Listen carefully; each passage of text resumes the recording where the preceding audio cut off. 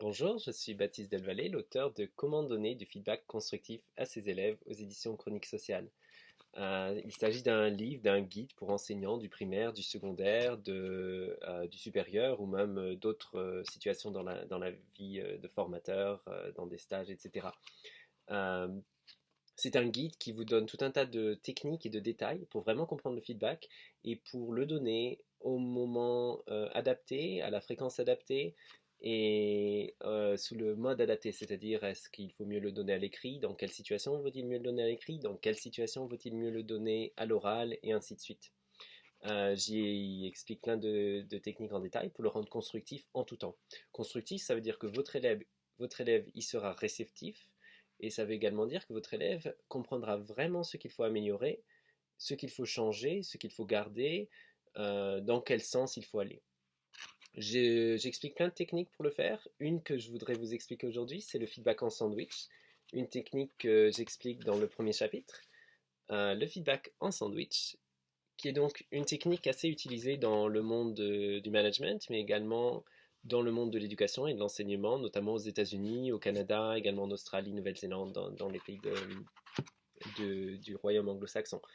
Il s'agit d'une manière de structurer le feedback, c'est-à-dire que ça marche pour le feedback quel qu'il soit, que vous le donniez à l'écrit ou à l'oral, et que ce soit sur un projet, sur une rédaction, sur un travail écrit, sur des exercices, sur n'importe quoi. C'est une manière de structurer le feedback. Ça peut se faire quand le feedback est court, ça peut se faire quand le feedback est grand, quand il est détaillé ou peu détaillé, ça n'a pas d'importance, c'est une manière de le structurer. Euh, pour structurer votre feedback en sandwich, il faut donc trois parties. Une première qui est la tranche de pain, une deuxième qui est la garniture, une troisième qui est la tranche de pain du dessous. La première tranche de pain, c'est-à-dire la première partie de votre feedback, ce par quoi vous devez commencer, c'est du feedback sur des choses réussies.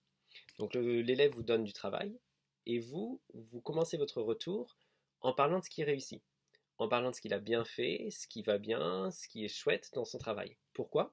Parce que ça l'ouvre. Ça l'ouvre à l'écoute, lui donne envie d'entendre plus de feedback, ça lui montre que vous êtes bienveillant, que vous avez regardé son travail dans son intégralité, que vous avez vu que des choses sont bien faites et que vous voulez lui montrer. La garniture qui suit, c'est-à-dire la deuxième partie de votre feedback, doit porter sur les choses à améliorer, sur les choses à changer, sur tout ce qui ne va pas dans le travail, ou peut-être ça va, mais ça pourrait vraiment aller beaucoup mieux si on faisait de telle ou telle manière.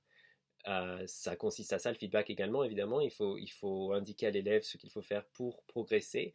Donc ça, vous le mettez dans la garniture. Une fois que l'élève est réceptif, grâce à la première tranche, il écoute tout ce qu'il faut changer dans son travail.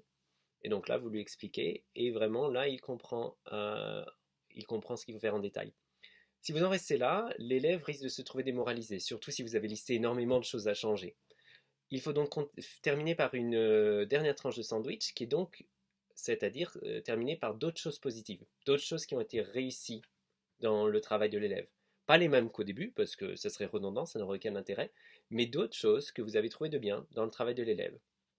Cela a pour intérêt de l'encourager, de lui booster sa confiance en lui, de lui dire qu'il est capable de progresser. Vous lui avez montré plein de choses qui n'allaient pas, mais vous lui dites non, mais tu vois, tu es capable de faire du bon travail, et d'ailleurs, tu as fait ça de bien, ça de bien, ça de bien. À ce moment-là, à la fin d'un feedback en sandwich, l'élève se sent à la fois reconnu, il sent que l'enseignant, le formateur, a fait attention à son travail dans son intégralité, le respecte parce qu'il lui pointe à la fois ce qui est bien et ce qui est moins bien, voire mal. Il se sent également euh, boosté et encouragé à progresser et il sait également quoi faire pour progresser puisque dans la garniture, vous lui avez donné tous les détails de tout cela. Voici donc une des méthodes parmi beaucoup d'autres de mon livre Comment donner du feedback constructif à ses élèves aux éditions Chroniques Sociales. Évidemment, je l'explique plus en détail et j'explique encore plus d'outils dans ce livre.